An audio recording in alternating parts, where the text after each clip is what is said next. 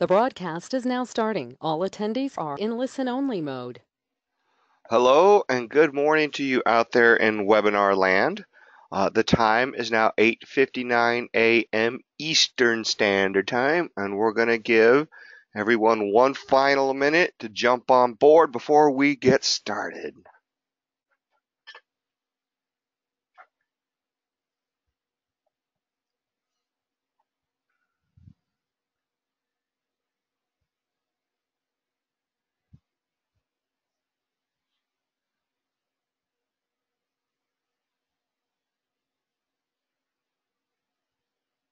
I hope you guys have had your coffee this morning, or your tea, or some type of wake me up, pick me up juice.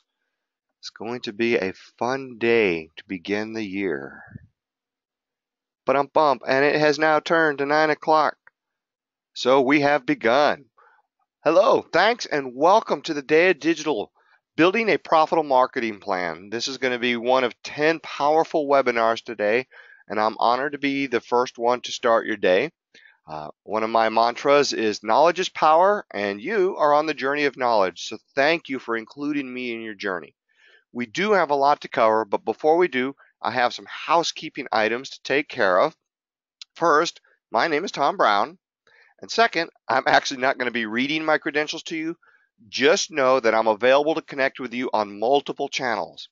I am also recording this webinar for future reference, and I'm also going to be emailing this slide deck to you along with the link to the recording of this webinar. So if you missed something in the notes, you'll be able to get it back to you, and I'll also have some additional information in my email to you this evening. Now, this webinar is not about selling, it is about teaching, and I have a passion to teach. So if you have any questions, please type them in the questions box, not the chat box, and I will answer them at the end of the webinar. Great, housekeeping out of the way. Let's get started right away. All right, first, I want to talk about what we're going about. Most people think a marketing plan is a campaign, and it is not a campaign. A marketing plan is really creating a strategy to keep you focused on getting the results you want. We got to make sure we keep that definition in mind. Our marketing plan is creating a strategy to keep you focused on getting the results, keyword there, that you want. Now, you're going to need to determine what will have the largest impact on your business. And this is actually highly dependent on each person out there listening and watching, and the unique businesses and industries available to you and what's out there. It is steps that get you to your goals. All right, so let's look at what a traditional marketing plan structure looks like. It tends to be multiple pages, and in fact, some people call it the book. Let's see. I've got a question here. My screen says I am muted by an organizer. Can I get sound? What that means is that you can't talk to me. Oh, hold on. If she's muted, she can't hear me. Oops.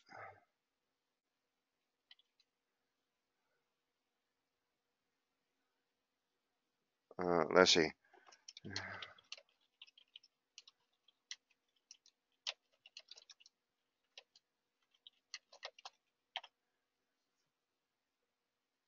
We'll set that out. Sorry about that.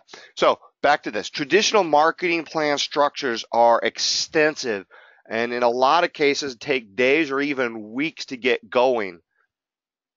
And so we are not about a traditional marketing plan structure. The problem with the traditional marketing plan structure is a lot of people use it as an exercise to get started, and then they hardly ever look at it again. The marketing plan that we're going to be focusing on today is something that you're actually going to want to look at, but we still need to understand what other people are looking for. A traditional marketing plan structure like we're looking at here typically is involved when a bank needs to see your business plan or something to that effect. Other aspects of a marketing plan structure that could show up talk about budgets and goals and objectives, and we're going to be pulling parts of this in there, but don't get overwhelmed with what you're trying to do. And I'm sure some of you have already started on what a marketing structure looks like. And if you really want to go and build a traditional marketing plan or look at it on the bottom right hand corner, and I'll send these links to you, there's 2 different resources for templates to build it. So you find the template you like and then you work on filling in the gaps. What we're going to focus on is I've taken everything you just saw and I'm going to break it into 4 steps for success.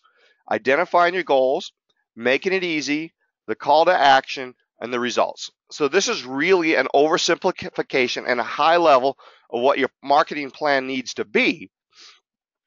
But if you focus on just these 4 aspects as a small business, this is all you really need for success. You don't need to create the full, super detailed marketing plan structure. So the first one, defining your position. Basically, this is establishing a baseline. You want to determine the position of your business or your nonprofit by conducting internal and external audits. And we'll talk about that in a minute.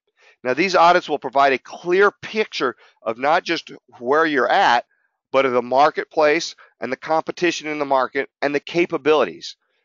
Some organizations perform a SWOT analysis. Now, this is actually important about defining objectives. You can't improve what you can't measure. You need to define all the objectives that you want to achieve by using the strategic planning. So when we start talking about what we're going, we want to define not just our objectives, but we want to also define our best customer. And so we are talking about creating SMART goals. We're talking about doing objectives. And all of these things need to be measured. So let's talk about defining your position first. This is what we call a SWOT analysis. Strengths, weaknesses, opportunities, and threats. And we do have to go to this basic aspect, even at this level of what we're trying to do. We need to define where you're at and who you are. And you need to take a piece of paper and start writing these things out. And so what you want to do is focus first on the internals, because it's easier to focus on what you know, which is basically your business. What are the strengths of your business?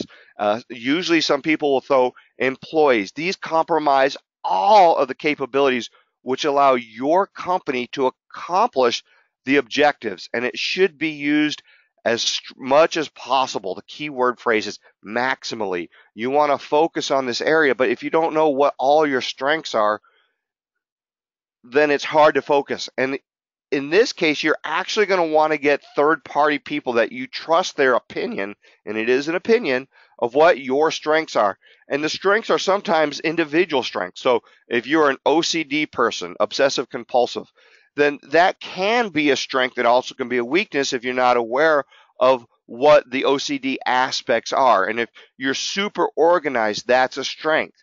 If you are someone that is very strategic thinker, that's a strength.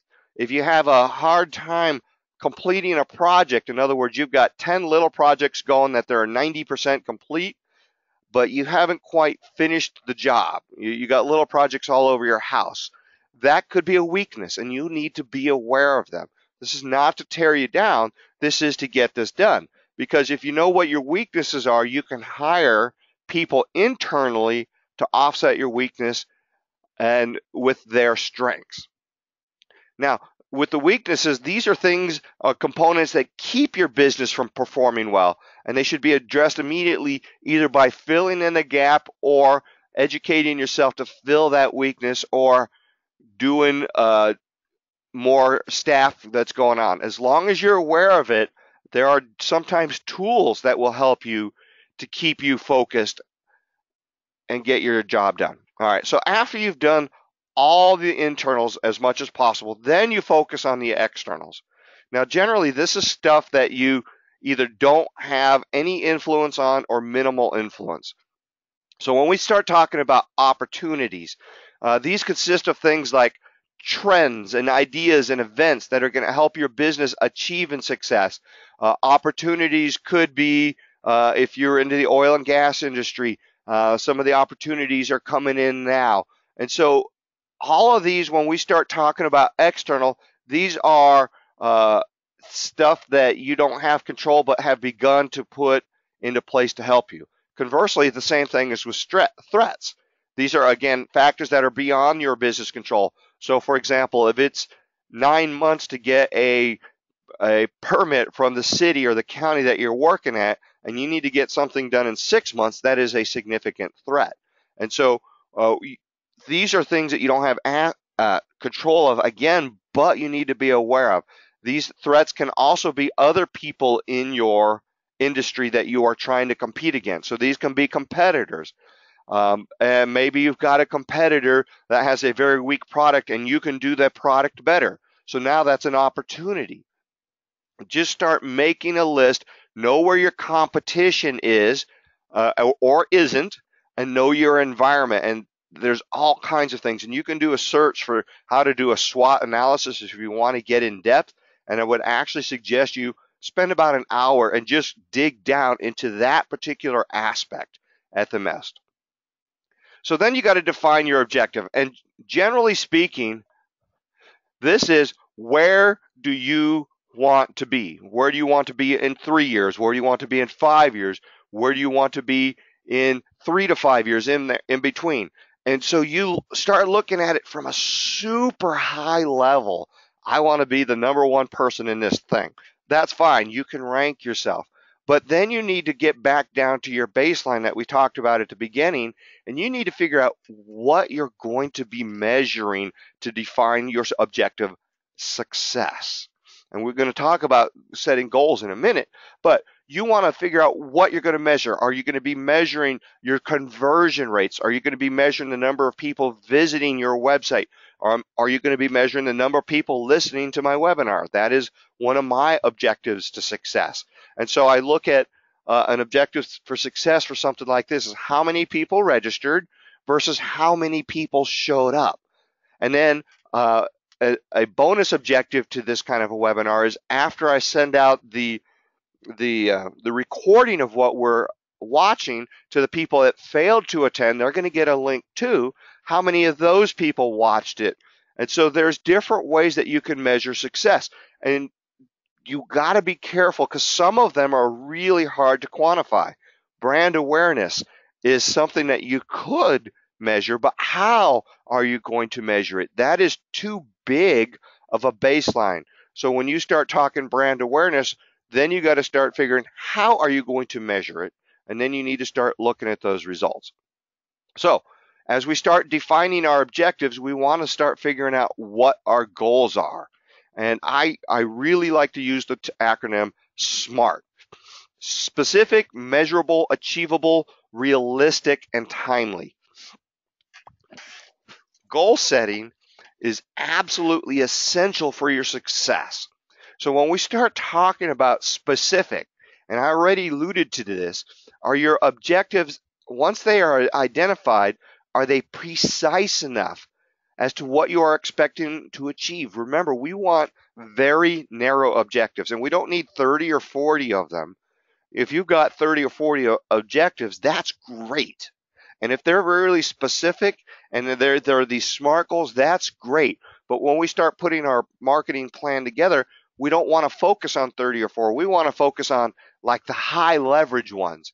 If you focus on objective number 4 and you do really good on that, and objectives 1, 2, and 3 are going to be taken along for the ride, you can still measure those, but which ones are you going to be going for? And you've got to make sure that when we talk measurable, they have to be measured in terms of a number, a specific number that you can have a third-party evaluation. So, for example, a specific number is how many people are attending my webinar. That's a specific number. Or you can also do percentages. I could say I had 150 people registered and I would love to have a 50% attendance. Okay, so you can have a number. It doesn't have to be a raw number. It can be a percentage. And then it has to be achievable. But it also has to be a stretch. Your achievable goals should not be easy to get. They need to be stretch goals. They need to be realistic yet achievable if all your stars aligned properly. So if I was looking for 150 people to attend, that would be great, but that's only if all my stars aligned. Well, if I was looking for 1,500 people to attend, that would be awesome. Is it achievable? Have I ever had 1,500 attend a webinar? No, I've had it live, but never a webinar. So you've got to figure out where you're at, making sure that they are realistic but achievable.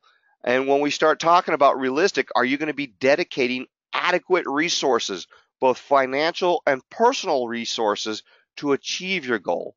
And then finally, when do you want to achieve this goal? Do you have step goals? Do you need, I want this goal in 1 year, so then you need to create step goals. So if I'm going to do this in 1 year, I need to have this much in 6 months and this much in 3 months. And typically, it's not a linear goal. If you want 100 people in a year, then you really don't want 12 people a month, because it's going to be very hard to get your first 12 in 1 month. So maybe you would say, if I want 100 people in a year, and you break that down uh, in specific goals, maybe you want 3 in the first month, 5 in the second month, and so in the third month, I want 15. So 15 is not 25%. So the first quarter, you're not even trying to get 25%. You're trying to get maybe 15% of your goal. And then you start ramping it up. So by the time you are uh, at 3/4 of the way through, you should be at 75 or even 80% of your goal and that kind of stuff. So once you have identified your goals, then you want to identify or define your best customer. And this is actually where it kind of gets fun. Now we're kind of off our track, but this is still part of your marketing plan. You get to be Frankenstein. You get to build your ideal customer. And I mean, you need to dig deep. You want to talk not only to your best customers, but you want to talk to friends to who think your best customers are. You also want to bring other employees involved in this. And so when you start having fun building your customer, you also want to cut out, oh man, I hate this type of customer. All right. So you don't want the customers that you hate dealing with. Well, okay, I hate dealing with Suzy Q. Well, why? What about Suzy Q do you not like? And so you need to start building what's going on with your customer. And this is actually really very important, because once you start figuring out what their goals are and their priorities, then you can actually start targeting your product and your marketing plan toward their goals. So then you could start building campaigns towards their goals. And I don't want you to just start looking at them as a business person. You need to start looking at them as a personal, as an individual, as a friend. You want to get beyond business. What are their hobbies? What are their interests? What makes this person, the persona, your best customer? And don't just look at the box. You got to look outside the box, because after you start building your Frankenstein customer, you're actually going to start building 4 or 5 best customers. And so now you're going to start segmenting your customers. 40% of my customers are this type, and another 35% of my customers are this type, and another 20 of customers are this type. So 80% of my customers are these 3 types, and then these other 5 types are the last 20%. And so you start figuring out, well, what is their behaviors? Do they come into your store once a week? Are they visiting your website? Do they read your blogs? Are they your Facebook people? Are they Twitter followers? And so you got to start figuring out where your customers are fitting in, not just by behaviors, but demographics and geography. Are they within the state? Are they within the city? Are they within a block? Do they work on your market street, or do they live on your corner store? What's going on? Are they geo-independent? In other words, do most of your customers come in from the internet or from social media? So, that kind of geography does come into play. So it could be a World Wide Web geography versus a physical geography. And then keeping that in place, start figuring out, if they're coming in from the World Wide Web, what region of the United States are they coming in? What state? And then you start figuring out, are they city people? Are they country people? All these kinds of things are things that you need to do that. Then we start looking at their life cycle stages. Generally speaking, when you get a person, you start at the top. You've got their attention. Hey, we exist. And so now they know your company exists. And now you want to acquire them as a prospect. So they are aware of you. They've given you their email address. So now they're a prospect. So they haven't bought from you. So they're not a customer yet. So now they've given you money. So now you have converted a prospect to a customer. And so now what you want to do is you want to retain them as a customer. How often do you want them buying from you? And so as they start figuring this out, and if they are averaging once a quarter, maybe you want to make them a loyal customer. And then they start becoming regular. And then the best aspect of a life cycle is a champion, because a champion goes out to their friends and their family and their colleagues, and they say, hey man, do you guys know about Media Barker? He gives the absolute best training seminars. He's the best consultant. He did, and they start talking you up and bringing their friends in as your customers. And so that's the life cycle. And so when you start looking at where your customers are now, or you start looking at your email addresses, where are they at in your life cycle? And then think about it from a jobs to be done perspective. What are you accomplishing on the best customer? Are you fixing their pain points? Are you fixing their main problem? Are you fixing a related problem? So think about tax people. People hate doing taxes. And what aspect of the industry are we going into as far as taxes? Are you doing their taxes for them? That's one aspect. That's fixing a main problem. Or are you helping them do their taxes themselves? So now it's a related. Are you doing a product or are you doing a service? Figure out what's going on.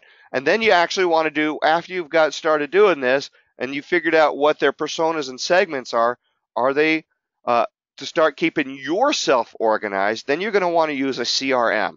And this is a customer relationship management tool. You can use Robly, that's a super basic one, all the way up to those that cost hundreds of dollars a month. Then you want to make it easy to get found. Remember, we're trying to acquire your customers. And so there's 3 different silos that I've kind of put them over here. So generally speaking, advertising. You are letting people know that you exist, and you can advertise in social, and it doesn't have to be paid advertising. It can be regular advertising. You can put billboards up and flyers, and all of that truly is paid to a degree because it takes you time to produce whatever advertising you're doing. So even if you are on Facebook and you're doing your promotions on Facebook with social media on the far right-hand column, or you're doing email and you're using Robly or Constant Contact or whatever your email program is, and it's cheap, you still have to take time to put them together. So when you start going back to the first column, this is more the paid aspect to a degree. But once you start listing your events on event calendars or putting them in directories, that's still a time frame for you to actually do it. Then you've got search engines. And so you want to make sure that if you're on the digital world that you can be found. And so you're talking about SEO. This is search engine optimization. All right. And so everything that you do on your website can be easily found. And there's blogs, and there's actually hours of discussion we could talk about search engine optimization. But then you got search engine advertising. So are you advertising on the search engine? So this is if you are advertising on Google and you show up as a sponsored ad. And then you've got search engine marketing. And so what this is now you've got a little widget in your website where if people come to your website, Google controls that widget or Bing controls that widget, and you are now marketing Google products that they want, and they're paying you. And so Google, Bing, Yahoo, that's this kind of stuff. And then there's everything else, which is still very, very important. Social media, absolutely vital to your success for most industries, not all. email marketing, to me, this is everybody should be doing email. That is absolutely vital. And I've got something about this down at the end of the day. Reputation management. Have you done a search of yourself? Are you a 4.8 star company or a 1.2 star company? And how do you go about getting that fixed? Make sure you got a good website. And then video. Video is starting to become king this year. It's a marketing trend. And if you see the marketing trends for 2018 webinar later today, he'll talk about that. And mobile is another huge trend. So anything that you are doing needs to be optimized for mobile. So check this slide out. Here are so many ways that you need to consider when you are marketing. And so are you doing content planning, email marketing? And so if you are doing website strategies, on the bottom left, there's 6 different things to take into account. And if you're doing email marketing, there's 4 different things to take about. They're all available to you. The point is, if you use the right technology and the right channel, it really depends on your goals, your budget, and your resources. And by resources, I'm also talking about time, and I'm also talking about employees. And so if you are going to do paid advertising, you absolutely have to have a budget for that. And paid advertising, pay-per-click, is something that is very successful for more than a few of my clients. But if you don't have, and I'm telling you, the starting goal for a pay-per-click campaign is really minimum $500 a month. If you're not ready to dip your toes into that, it really is better at $1,500. That's where you would want to talk. And so now when you start talking about budget, do you have the resources to manage it, or would you hire someone like me as a consultant to do it for you and give you the reports and keep it running? But the point of all of this is you don't need all of this.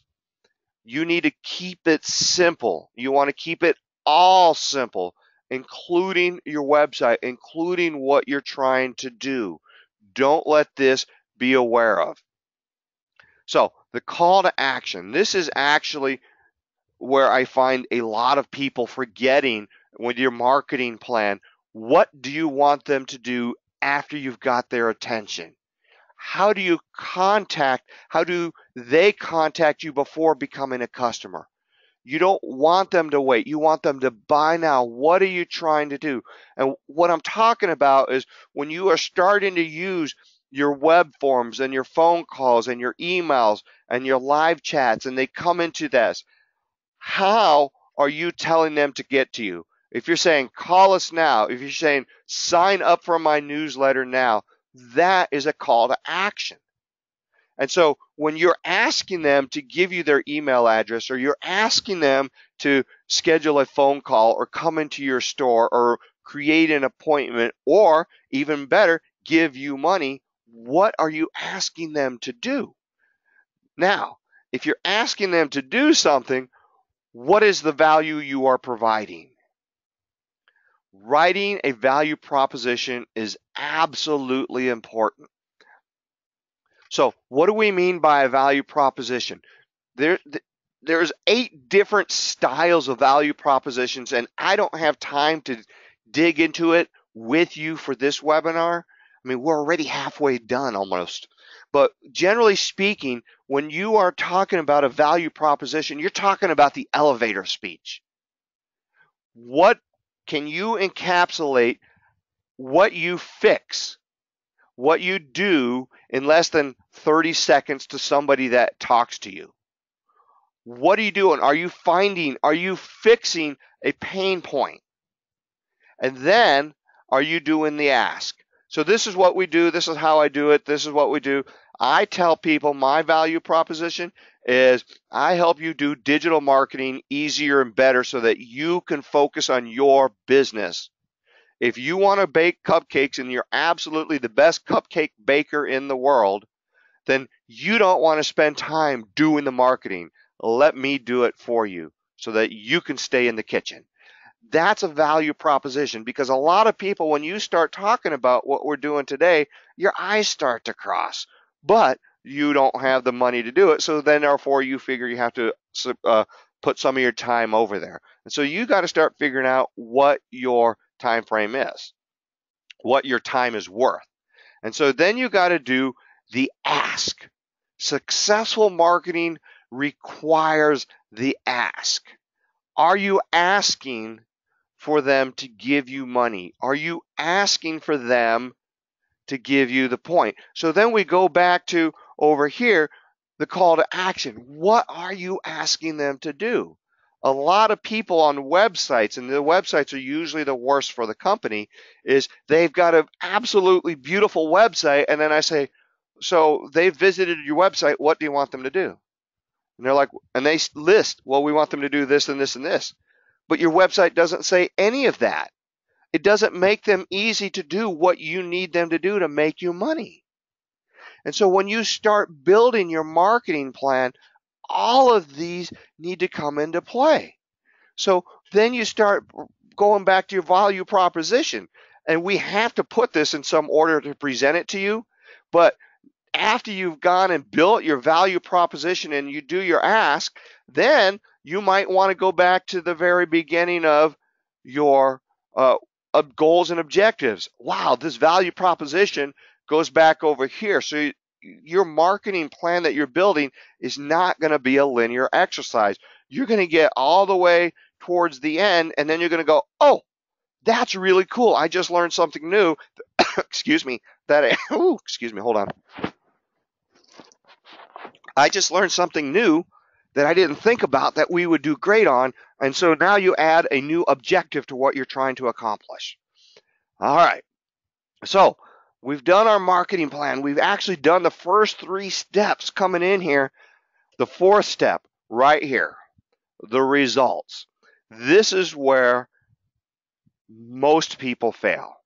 All right. They get so stuck in creating the marketing plan and getting people there and making the money and getting things there that they stop looking at what wins. What are the results? How did we get there to you? All right. And so what are you going to track? And there's so many things that you need to track. All right. On your website, Google Analytics is one of the free things that are available to you. And you absolutely need to be doing Google Analytics or some sort of analytics on your website at a minimum. It's free. All right. And so when we start talking about Google Analytics, what are we looking for on a website? Well, first of all, when they get to your website, one of the analytics Google will tell you is, hey, this is the keyword that they search to get to your website. So figuring out how they're finding you is really very important. Remember, that's step 2 for our 4 success, making it easy to get found. How did they find you? What keyword phrase did they use to find your websites? And so after they got to your website, what did they do? Okay, so if they landed on your homepage and they ended up going to your product service number 3, 20% of your people went to product service number 3, and the next best one is 2% went to product service number 1, maybe you need to be highlighting product service number 3 more in some of your marketing plans. And so you want to look at this analytic.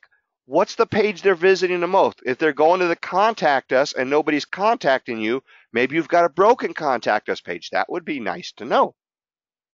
And so you start figuring out how people are traveling. What is the map that they are using on your website?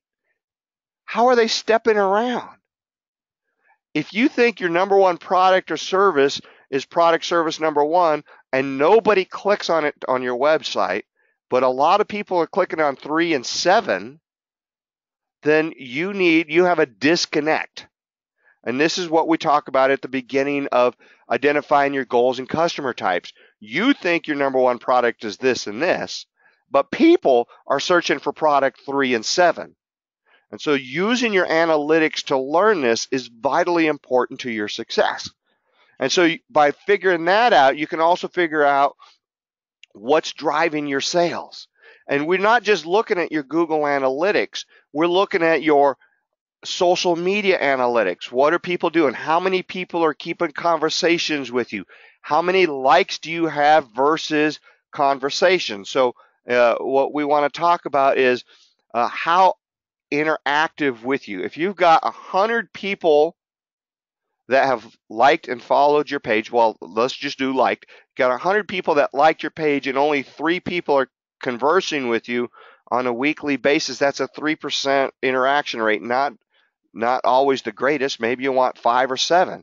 If you've got 1,000 people and you're great, but only 3 people are interacting with you, that's even worse. All right.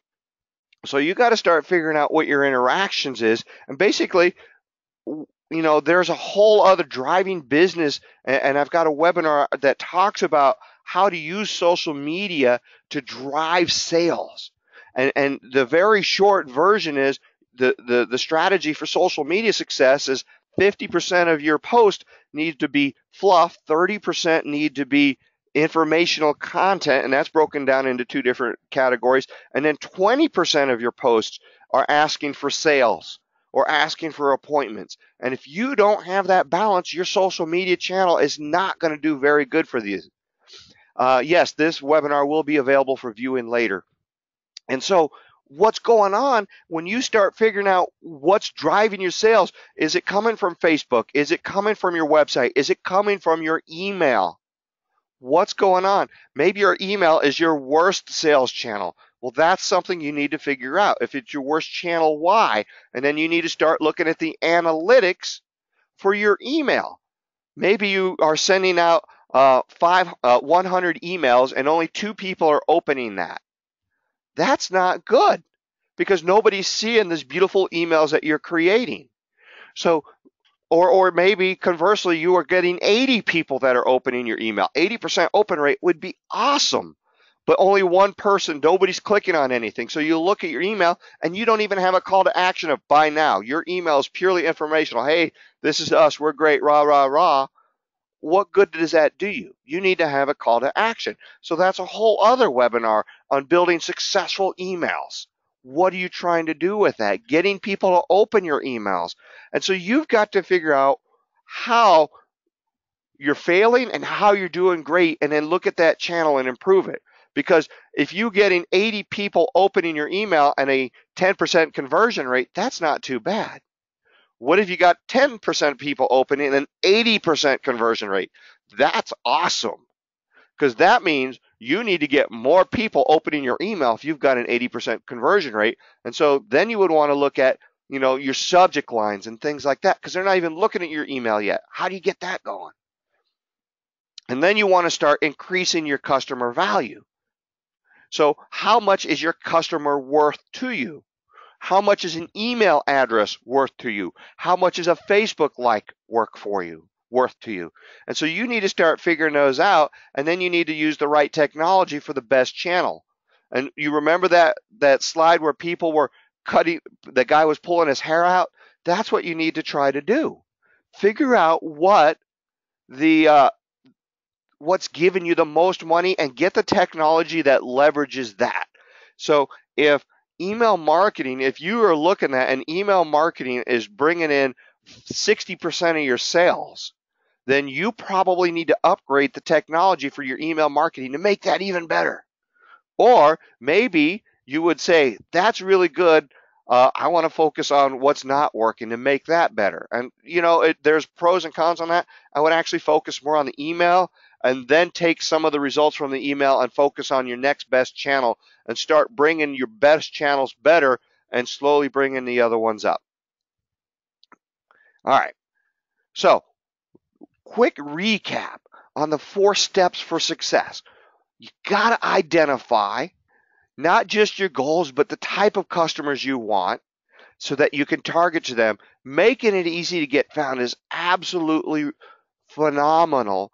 And then you got your call to action and the results. And so you can see that we've just taken what we've done in the super thick thing, and you've learned all about what I have distilled in the marketing plan. But what we want to do is take this and we want to focus on your marketing plan. A lot of marketing plans focus on the wrong aspect. A lot of marketing plans focusing on getting your next best customer. So for example, what do I mean by that? I'm talking about the shotgun approach. Think about car dealerships. How many of you out there have gotten the postcard mailed to you with a key taped to it saying you may have won a new car? All right. And you've never done business with that customer or that car dealership. That is shotgun marketing. That is traditional funnel marketing. In other words, they are sending out to as many people as possible and hoping that of the 1,000 people they sent, 20 people will visit the store and 2 people will buy a car.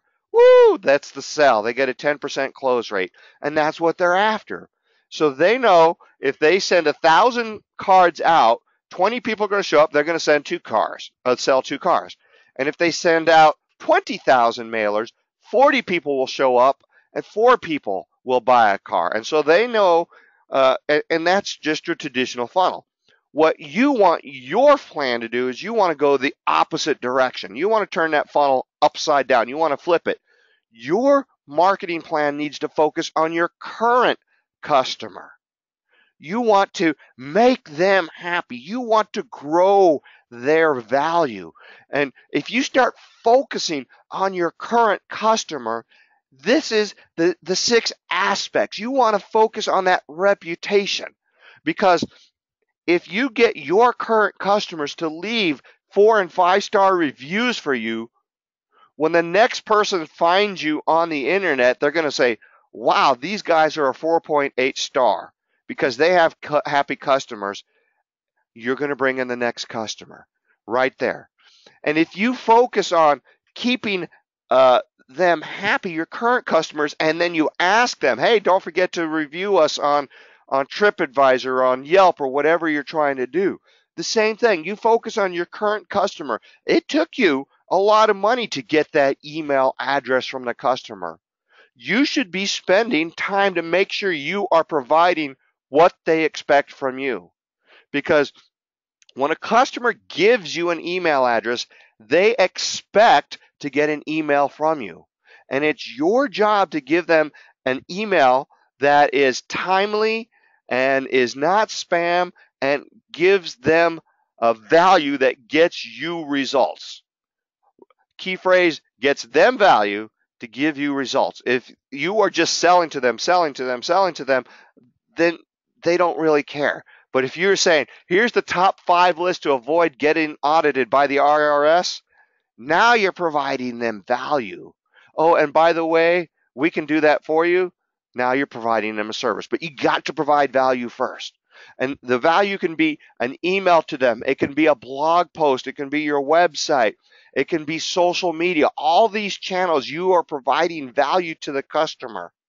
All right. And then you start doing pay-per-clicks and traditional marketing. And I like the traditional cards because the top 5 up there, those are digital, but people still like getting the touch. They like the handwritten thank you card, or they like being remembered for their birthday. They like Thanksgiving cards. They like anniversary cards. And there are tools out there, technology out there, where as long as it's done for you, you can make it easy for them. I mean, easy for you to get it done for them. And it can be, there's tools out there where you can type and it handwrites it in your font. I love this tool. Send out cards. It does great. And so all of these things done successfully is going to get you that NC, the next customer, the new customer. This is what it's going to be doing for you. Now, I focus truly on the marketing plan aspect, and I hope you understand. And we are at the end of this, and I wanted to keep this to about 45 to 50 minutes to leave time for questions, and that way you guys have time to get a little coffee, tea, go visit the bathroom before you get to the next webinar on our day 2. But I also have taken 4 other presentations. They're about an hour each on email, the power of the inbox, on social media, basically driving new business, content marketing, if you're getting it to them, how to do it, and then one of the strong ones out there is automating. If you are already doing some marketing out there, how can you automate what you're already doing? If this is something you're interested in doing, it is $40. You get 4 hours of the videos, and there's additional PDFs over for you. and it's what I call it is the digital marketing starter kit. So if that's something that's available for you, then that's fine. All right, so we are at the end, and I am ready for some questions for you. All right, so the first question is, where do I start? That's a good question. Look, basically to me, where you start is the SWOT analysis. You need to figure out, you need to understand who you are. And so when you start doing a SWOT analysis and you start focusing on the internal aspect of the SWOT analysis, here, let me jump to that screen really quick. When you are jumping to the internal analysis of who you are, the left two columns, then you are starting to figure out who you are, what your strengths and weaknesses are. And once you start figuring out who you are, then you can start figuring it out. Now, the neat thing is you can also start figuring out your opportunities and threats over here based on this particular slide. Let me find it. So based on the results of over here, what's currently driving your sales, if you're looking at the analytics of what's going on and you are saying, 60% of our sales are coming from our email, then that becomes email is your emails would then be a strength for you, but it's also an opportunity for you because you are going out. Your email is a strong thing. So emails, some of your strengths and your opportunities can be the same thing. And so the best place to start, I think, is in trying to figure out who you are and where you're at. Then you can jump to your objectives of building your Frankenstein customer and figuring out what they are. Because once you start coming out over here, if you understand who your demographics are to your customer, then if you're going to do pay-per-click, you really need to know those demographics and the geography because that will help leverage what you're trying to do. And if you are going to do pay-per-click advertising, I suggest you do Facebook first. That was the next question. Thank you. Where would I start with pay-per-click? If you don't have much of a budget, and I don't do a lot of personal pay-per-click myself, my budget for paying advertising is $50 a month, and it all goes to Facebook. And so, but that being said, I have definitely got my money's worth from pay-per-click for the advertising within Facebook. I'm looking at the analytics. I use it for my karate school. Our karate school, once we start implementing our paid advertising just on Facebook, mind you, once we started implementing, we took our karate school from 40 to 85. 40 to 85 in 9 months, purely on pay-per-click advertising on Facebook. Because how do I know? Well, I know people are clicking on it and I know people are coming through. But when they come into the karate school and I say, well, how did you hear about us? And they say, well, I saw you guys on Facebook. That's all the answer you need to do. I've got a few people say, well, I found your website on Google. That's SEO. And so I start figuring out what's going on. And then the other most popular one is, well, one of your students is a friend of our other student. And so those are the top 3 ways that business grows. And so you need to start figuring out how people are going there. So I ask my customers, how did you get here? And then, I talk to my parents of the students and I talk to the adult students. So what do you like best? What can we improve? So we do that in about a quarterly basis. And it's not formal. It's just generally getting feedback. What can this mean for you? How can we make it better? I like the tournaments. I like the self-defense, that kind of stuff. What does it mean for you? All right, so apparently I've done really very good because there are no other questions out there. And that leaves us 10 minutes. If you don't have any other questions, and I'm going to talk for another 30 seconds here. If you don't have any other questions, please enjoy the rest of your day of digital. You will get an email from me by the end of the day. So please, if you're using Google, check your promotions folder. If you haven't got it, you're going to get it. I promise. Thank you very much for your time. And I hope to see you on the flip side. Have a great day.